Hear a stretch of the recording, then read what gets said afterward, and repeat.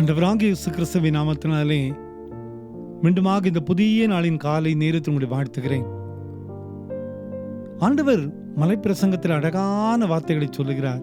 நம்பிக்கையுள்ள வார்த்தை பாருங்க. அவரை தேடி வந்த ஜனங்கள் எல்லாம் தேவையோடு இருக்கிற கலிலேயா மக்கள், தேவையோடு போராட்டத்தோடு பாடுகளோடு வந்த மக்கள் தான் ஆண்டவரை தேடி போனாங்க. அன்றன்று காரியங்களுக்காக கவலைப்படுகிற மக்கள் தான் ஆண்டவரை தேடி போனாங்க. பாடுகளோடு இந்த உலகத்தில் வாழ்ந்த மக்கள் தான் இயேசுவுக்கு பின்னால போய்கொண்டே இருந்தாங்க. அந்த ஜனங்களை பார்த்து தான் ஆண்டவர் சொன்ன ஒரு வார்த்தை மத்தேயு 6:34 நாளைக்காக கவலைப்படாதிருங்கள் என்று ஆண்டவர் சொல்லுகிறார். Therefore, do not worry about tomorrow. நாளைக்காக நீங்க கவலைப்படவே படாதீங்க. நான் போஷிப்பேன், நான் நடத்துவேன். இஸ்ரவேல் ஜனங்களை அழைத்த ஆண்டவர், அந்த இஸ்ரவேல் ஜனங்கள் அடுத்த வேளை சாப்பாட்டுக்கு என்ன பண்ணணும்னு தெரியலாம புறப்பட்டு வந்தாங்க.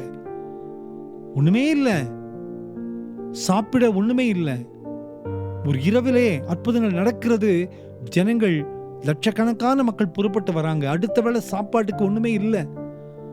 ஆனால் அந்த ஜனங்களை ஆச்சரியமான பாதையில் 40 ஆண்டுகள் வனாந்தரத்தில் வழிநடத்தி போஷித்த ஆண்டவர் தான் நம் ஆண்டவர். ஒரு வேளை கூட அந்த ஜனங்கள் பட்டினியா இருக்கல. அவங்க போட்ட செருப்பு தேயல, அவங்க போட்ட அங்கி பழசாகல. ஒரு குறையில்லாதபடி அவங்களுடைய வாஞ்சைகளை நிறைவேற்றின ஆண்டவர் தான் அவர்களை வழிநடத்தி வந்த நம் ஆண்டவர். அந்த ஆண்டவர் தான் சொல்லுகிறார், நாளைக்காக நீங்க கவலைப்படாதீங்க. நீங்க நிறைய பேர் கவலைப்பட்டு இருக்கோம்ல. நமக்கு கூட எத்தனையோ முறை கவலைப்படுறோம். ஒரு பிரச்சனைன்னு வந்தா, ஒரு போராட்டம் வந்தா நம்ம கவலைப்பட்டுறோம். நான் ஆண்டவர் சொல்ல, நீ கவலைப்படாதே, நாளைக்காக நீ கவலைப்படாதே, நான் பார்த்துக்கொள்வேன், நான் வழிநடத்துவேன்.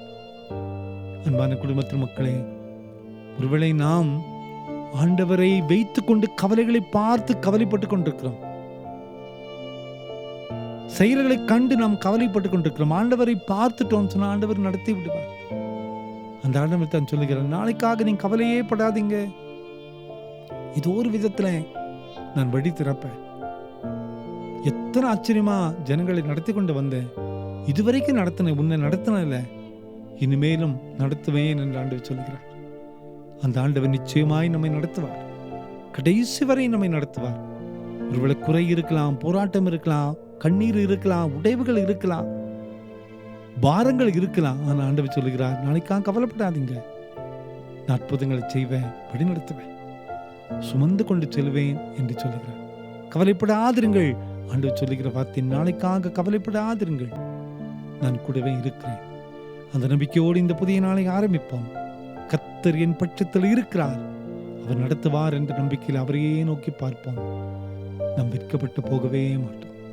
ஜெபிப்போமா. அன்பின் ஆண்டவரே, இந்த காலை நேரத்துக்காக நன்றி கர்த்தாவே. நாளைக்காக கவலைப்படாதிருங்கள் என்று சொன்னீரே. இந்த உலகத்திலே சின்ன சின்ன காரியங்களுக்காக கூட நான் சோர்ந்து போயிடுறப்பா, பலன் தர வேண்டுமா கெஞ்சிரும்.